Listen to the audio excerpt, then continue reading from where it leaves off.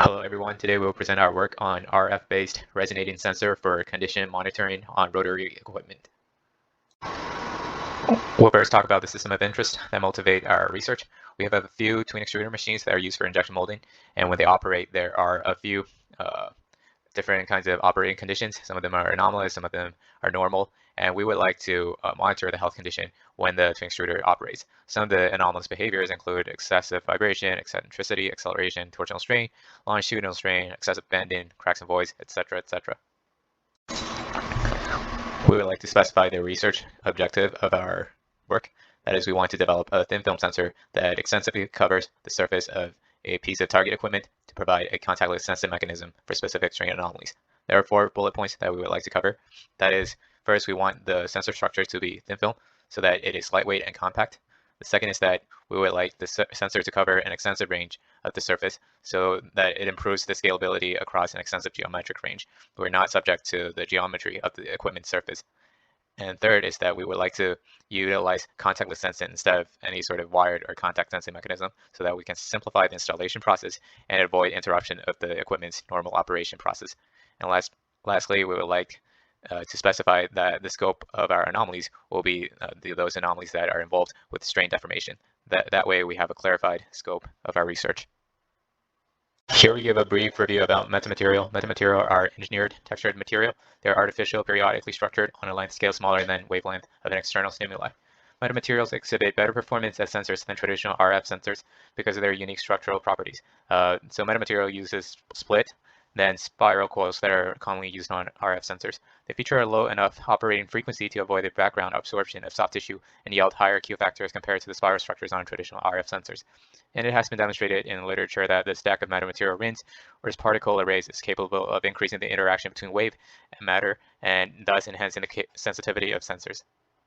To understand our sensing approach, we have to quickly go through split ring resonators, SRR metamaterials. SRR is a periodic textured structure of identical elements in a 1 or 2-dimensional array, made of metallic patches on a dielectric substrate or an array of apertures in a thin metallic sheet, producing a confined magnetic field and susceptibility based on various frequencies. Any change in the substrate or the array configuration will directly impact the magnetic field within these structures. This can be taken as sensing mechanisms to correlate different deformations.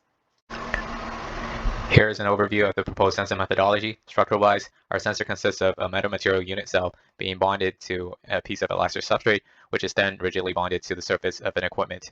And in our case, the equipment is a rotary shaft. Whenever the rotary shaft experiences some sort of generalized force input, the nature of it will deform the geometry of the surface of the shaft, which then leads to what we call generalized displacement. Those generalized displacement on the shaft surface will also lead to the displacement of the substrate, and then of course it will reflect on the deformed geometry of the unit cell itself. The metamaterial unit cell deforms mechanically, and it will of course lead to the deformed electrical property of it. In the meantime, we always have a radio frequency signal coupler that constantly excites at the shaft's direction. And we also, on the other end, have a radio frequency signal analyzer that observes the reflected radio frequency signals from the shaft. And we're expecting to see that whenever we experience some sort of deformation in the electrical property of the proposed sensor, we expect to see some sort of different signals in the observed radio frequency signal as well. A good portion of our work is that we developed the analytical model starting from the generalized force input to generalized displacement to a deformed electrical property. And now we would like to spend some time to talk about the analytical model that we developed.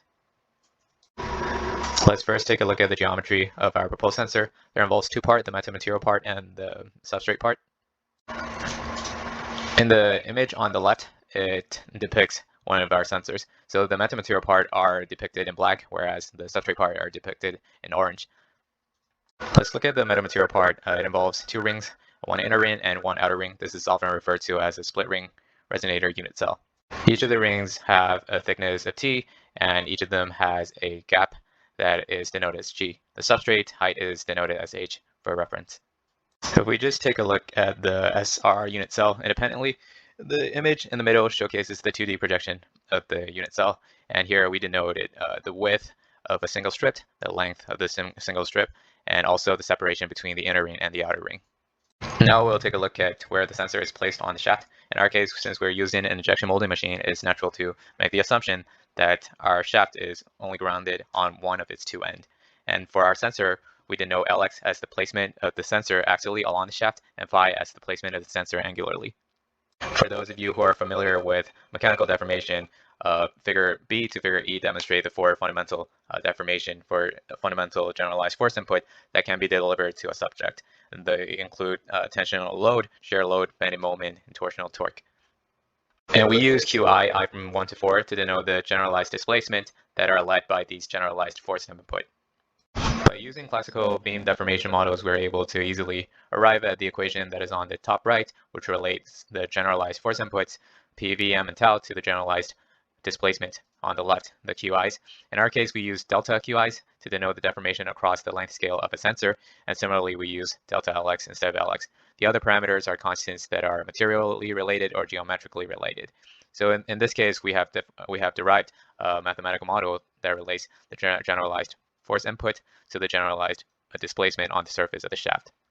Here we would like to mathematically express the deformed geometry of the unit cell. Imagine the undeformed unit cell on the top left, and when it deforms, it turns into another geometry on the bottom left, and both schematics are represented on the image on the right, where we use A, B, C, and D to denote the undeformed unit cell, and we use the prime symbols to denote the deformed unit cells. So the deformed unit cells are A, B, C, D primes.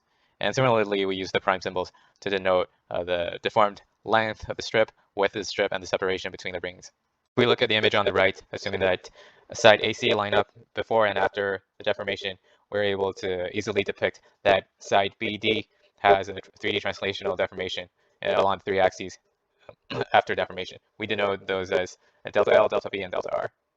Now, utilizing first order geometrical deformation and Poisson's ratio, we're able to derive the main length of the strip after deformation, which is denoted as L prime bar. And similarly, we can derive the width and the separation after deformation.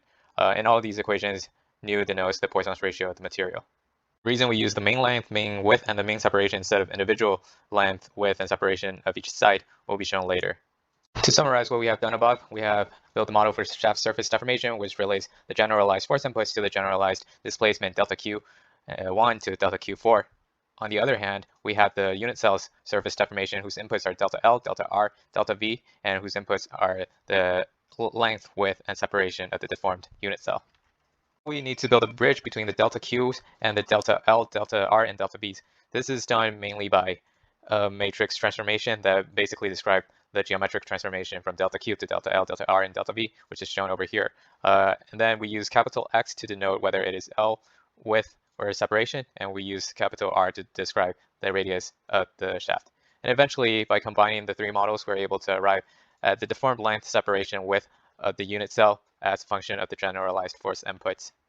So far, we have wrapped up the mechanical modeling, and now what is left is the electrical modeling of the unit cell. Luckily, this is already done in previous literatures that specify an electrical model that relates the inductance and capacitance of an SR unit cell with respect to the geometric properties, the length, separation, width, both in average. And then, of course, there is a direct relationship between the resonance frequency of the unit cell and the permeability of the unit cell in terms of the geometric properties and also in terms of the inductance and capacitance. In the end, we know that there is a direct relationship between the permeability and resonance frequency of the unit cell versus the geometric properties of the unit cell for both deformed and undeformed cases. And we'll use these two properties as the sensor signals. So far, we have wrapped up the analytical modeling part of our work. The rest is to demonstrate the So far, we have wrapped up the analytical modeling part of this work. Next, we will want to demonstrate through simulation that our sensor is able to generate distinctive signals when the shaft undergoes different modes of generalized force inputs.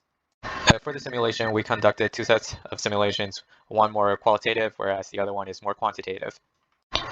For the more qualitative set of simulation, we simulated the return loss of the sensor under four fundamental modes of deformations denoted from mode 1 to mode 4 that corresponds to axial loading, shear loading, bending moment, and torsional torque.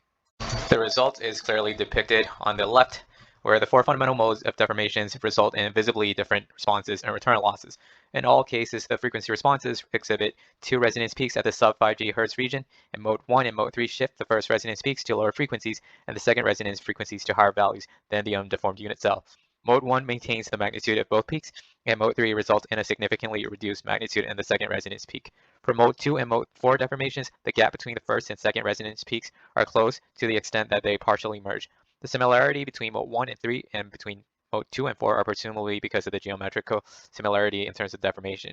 All 4 modes of deformations demonstrate multiple resonance peaks in the region between 5 GHz and 10 GHz, while in the undeformed state, only one resonance peak is observed. That is to say, qualitatively, the proposed sensing methodology reflects distinctive radio frequency patterns when different deformation modes are encountered. For the quantitative set of simulations, without loss of generality, we use mode 3, bending deformation, and we compare different severity of the bending deformation. So in this case, we compare an undeformed specimen, a specimen with 30° of bending angle, and one with 60° of bending angle. And as demonstrated in the result, an increasing magnitude in mode 3 deformation on the sensor structure magnifies the relative permeability and causes a shift towards higher resonance frequencies. And also displayed, the return loss resonance peak decreases significantly from -30 decibel to -10 decibel and shifts towards higher frequencies and with an increasing bending angle. The apparent trends in relative permeability and return loss quantitatively validate the sensor's capability to distinguish deformation amplitudes within a single deformation mode. Since this is a relatively short paper, we'll wrap up here. As a direct result, we proposed a contactless, lightweight, and a scalable sensor for condition monitoring of rotor equipment. We proposed the novel methodology as follows. We use the surface strain of the equipment that directly reflect on the substrate of the metamaterial unit cell, and it leads to the change of electrical property of the unit cell. Upon a radio frequency excitation, the deformed electrical properties produce distinctive return results. Now, in terms of technical study, we propose first mechanical deformation model of the deformed SR unit cells, and we use quantitative and qualitative simulation result to validate the sensing methodology. Lastly, we have some future work in terms of the scope of this paper, but are in fact current work in reality. So we are working on fabrication and field tests of the proposed radio frequency and metamaterial sensing methodology. Here we show some prototype of the fabricated unit cells in array form. And also we are working on data-driven sensor mapping directly between the generalized forces and sensor signals. With that, thank you for your time, and we're very happy to share our work with you in Sensors 2021.